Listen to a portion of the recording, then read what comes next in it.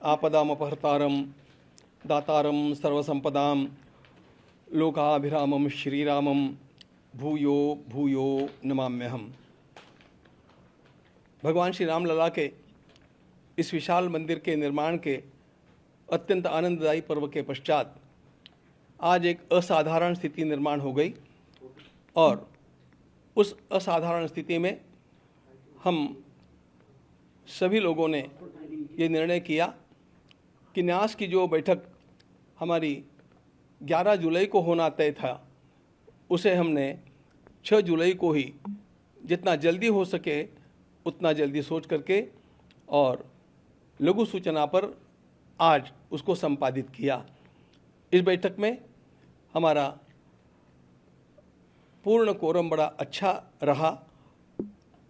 पूज्य अध्यक्ष महोदय हमारे महंत नृत्य गोपाल दास जी महाराज, स्वयं पूज्य शंकराचार्य जी महाराज, युग पुरुष परमानंद जी महाराज, हमारे पेजावर के विश्व प्रसन्न तीर्थ जी महाराज और हमारे नूतन न्यासी कृष्ण मोहन जी और हमारे अयोध्या के कलेक्टर साहब शशांक त्रिपाठी जी, इतने सब लोग उपस्थित रहे। और श्रीमान नहीं, एक नाम और जोड़ना चाहिए मुझे, निर्मोही अखाड़े के पूज्य संत दिनेश जी महाराज, ये भी उपस्थित थे। दिनेश चंद्र जी महाराज, दिनेंद्र जी महाराज, ये सब उपस्थित थे। और इस ट्रस्ट को निर्माण जिन्होंने किया उसका लेखन करने वाले हमारे 99 वर्ष के वृद्ध के पराशरन जी पूरे समय तक ऑनलाइन उपस्थित थे। इसलिए यह अत्यंत महत्वपूर्ण बैठक पूरे कोरम के साथ सबको साथ लेकर के और दीर्घकाल चली और संपन्न हुई। हम सबको सबसे बड़ा दुख ये था कि जिस परिस्थिति का सामना आज पूरे समाज को करना पड़ रहा है वह अत्यंत वेदनादायक है। भगवान श्री राम लला का मंदिर 500 वर्षों के अत्यंत बड़े संघर्ष के पश्चात, अनगिनत बलिदानों के पश्चात बना। इसके लिए लोगों ने अपने प्राणों की परवाह नहीं की, अपने करियर की परवाह नहीं की, परिवारों की परवाह नहीं की। और उस मंदिर के बनने के पश्चात यह जो यहाँ पर चढ़ावा चोरी का कांड हुंडी के दान पात्रों के क्षेत्र में गिनती के समय हुआ है, यह हम सब लोगों के लिए अत्यंत लज्जाजनक स्थिति है। हम सब लोग इससे आहत हैं, हम दुखी हैं। चोरी कितनी छोटी हुई और कितनी बड़ी हुई ये बात हम लोगों के लिए बाद में आती है। पहले इस प्रकार का वातावरण यहाँ पर हुआ, इसी से हम आहत हैं। किंतु जो है वो हम सब लोगों के सामने है और उसका विचार करना हम लोगों का कर्तव्य होता है। इसलिए हम लोग नियत तिथि के भी कुछ दिन पहले आज बैठ करके गहन चिंतन में डूब गए, दुख में डूब गए। और इस स्थिति में हम लोगों की एक अनिवार्यता थी कि कुछ वातावरण जो निर्माण हुआ है उस वातावरण के चलते हम लोगों को हमारे महामंत्री महोदय ने और हमारे एक न्यासी महामंत्री श्रीमान चंपत राय जी और न्यासी अनिल जी मिश्रा, इन दोनों ने त्यागपत्र प्रदान किया है। और जी, और यह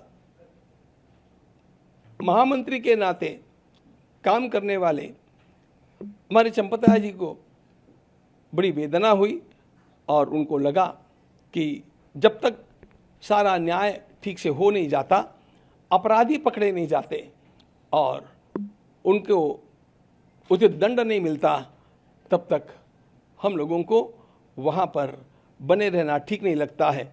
ये सोच करके उन्होंने स्वयं ये त्यागपत्र दिया। जिसको मान्य करना न मान्य करना ये हमारे हाथ की बात नहीं थी।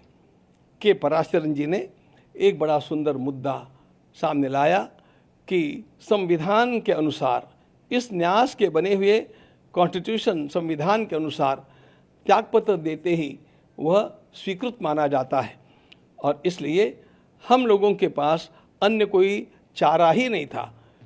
उन्होंने स्वयं इस बात को हमें मूल क्लॉजेस को पढ़ करके दिखा करके समझाया कि you have got no choice. जब ये त्यागपत्र दे दिया है तो आपको उसको स्वीकार करना अस्वीकार करना ये बात आपके हाथ में नहीं है। अब उसको हम लोगों को मान ही लेना चाहिए। ऐसी स्थिति में और हम लोगों ने उसका स्वीकार भी कर लिया। उस समय हमने चंपता जी के द्वारा की गई सेवा का अभिनंदन भी किया। उदार अंतःकरण से उन्होंने स्वयं इस प्रकार का निर्णय लिया।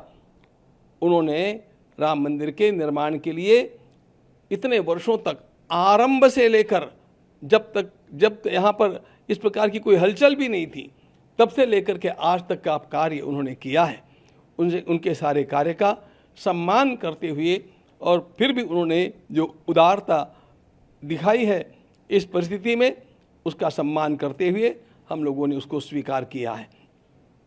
अगली व्यवस्थाओं के लिए हम लोग कटिबद्ध हैं और इन व्यवस्थाओं का दायित्व महामंत्री अंतरिम महामंत्री के रूप में मेरे साथ विराजमान श्रीमान कृष्ण मोहन जी को सौंपा गया है। वे अपने साथ कुछ साथियों को स्वयं चुन करके और उनके साथ मिलकर के इस काम का निष्पादन करेंगे और उनका ज्ञान और उनकी पार्श्वभूमि और उनका स्वच्छ दृष्टिकोण इसको देखते हुए हमारा विश्वास है कि वे इन सारे कामों को अत्यंत कुशलता के साथ संपादित करके रहेंगे। हम लोगों को आप लोगों के सामने यह भी बात बतलानी है कि प्रसार माध्यमों में जो कुछ बड़ा बड़ा हवा सामने खड़ा करके कहा जा रहा है वह कितना सत्य है इसको समाज को जानना चाहिए। झूठ मूठ की अनेक बातें अनर्गल प्रलाप करते हुए अनेक प्रसार माध्यम हम लोगों के सामने रखते हैं और झूठ का प्रचार करते हैं। इस बात से समाज को सावधान हम करना चाहते हैं।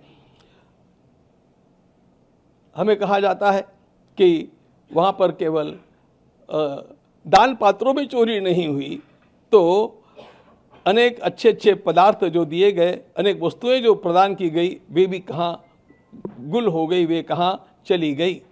उन सारी वस्तुओं का रजिस्टर हम लोगों ने आपके सामने आपको दिखाने के लिए लाया है। हम आपको दिखाएंगे और वे सारी वस्तुएं जिनका वर्णन आता है वो रामायण की पुस्तक कहाँ है और वो हमारे काकभूषुंडी जी महाराज कहाँ हैं, वो गले का हार कहाँ है और वो पादुकाएं कहाँ है, इन सब को हम आज आपके सामने यहाँ पर रख करके दिखाने वाले हैं। और उसके साथ साथ ये भी बतलाना चाहते हैं कि इस प्रकार की 2800 वस्तुओं का रजिस्टर हम लोगों के पास उपलब्ध है और वे सारी वस्तुएं सुरक्षित हैं। ये 5 तो जिनकी चर्चा चली है वो आपको नमूने के लिए रूप में दिखाने के लिए हम लाए हैं, अभी आपको दिखाएंगे।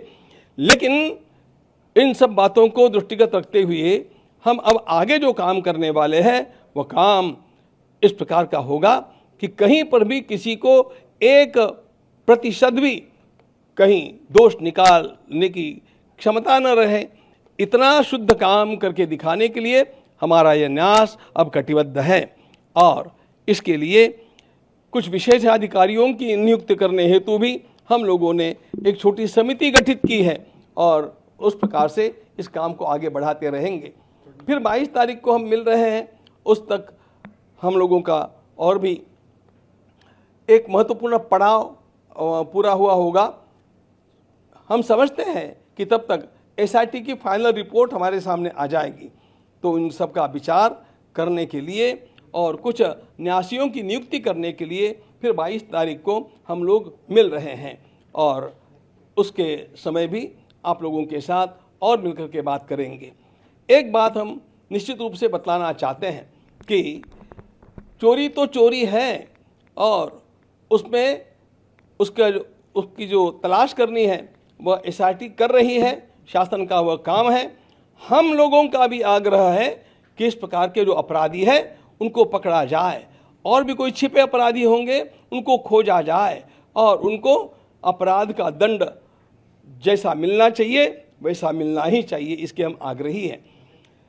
लेकिन एक बात ध्यान में और लेनी चाहिए कि इसको ढाल बना करके इसके पीछे जो संपूर्ण राष्ट्र में हो हल्ला मचाया गया है वो उसके इरादे साफ नहीं हैं। राम भक्ति के नाम को लेकर के वो लोग आज हम लोगों को पाठ पढ़ाने का प्रयास कर रहे हैं, जिन लोगों ने कार सेवकों के ऊपर गोलियां चलाई, जिन लोगों ने स्वयं ये उच्चतम न्यायालय में लिख करके दिया कि राम हुए ही नहीं थे, राम सेतु बना ही नहीं है, इस प्रकार का सब कुछ राम भक्ति के विरोध में कार्य करने वाले लोगों के अंदर जो राम भक्ति का झूठा ज्वार दिखावे के लिए जगा हुआ है वह साधारण नहीं असाधारण है।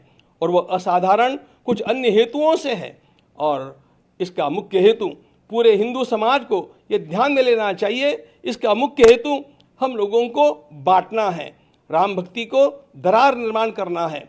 और हम लोग ऐसा पुनः संकल्प करते हैं कि इस राम भक्ति को हम बरकरार रखेंगे, इस राम भक्ति को दृढ़ करेंगे और किसी भी प्रकार की फूट हमारे समाज में निर्माण नहीं होने देंगे। ध्यान रखना मित्रों, मैं सभी राम भक्तों को, कृष्ण भक्तों को, सनातनियों को, हिंदू आस्थाओं को आह्वान करता हूं कि किसी भी प्रकार के इस प्रकार के प्रलाप का विश्वास मत कीजिए।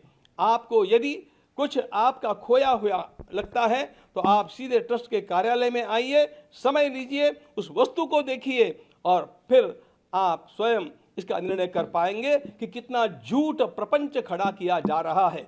ये खड़ा किया जाने वाला प्रपंच केवल हमारी संस्था को बदनाम करने के लिए, राम भक्तों को लांछित करने के लिए और हिंदू समाज में फूट निर्माण करने के लिए है।